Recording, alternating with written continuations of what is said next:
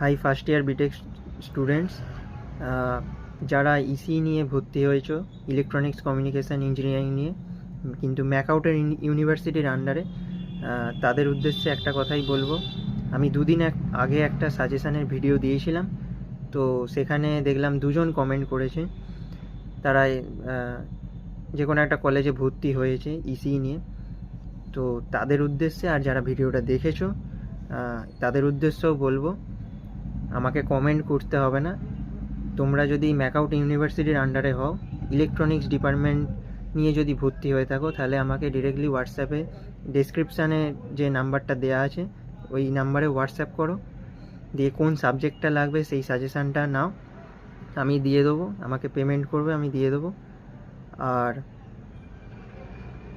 মানে এটা যে বলার এটাই ব্যাপার যে তাড়াতাড়ি শুরু করলে পড়াটা, মানে তাড়াতাড়ি আমার থেকে সাজেশান নিলে পড়াটা তাড়াতাড়ি শুরু করতে পারবে, কারণ তোমাদের ক্লাস শুরু হয়ে গেছে অলরেডি।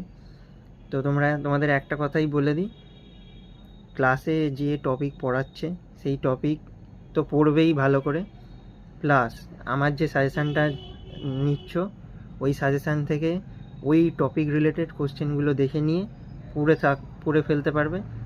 এখন থেকে পড়ো, কারণ ম্যাকআউট কখন কবে পরীক্ষা নেবে আমরা এখনও কেউ জানি না।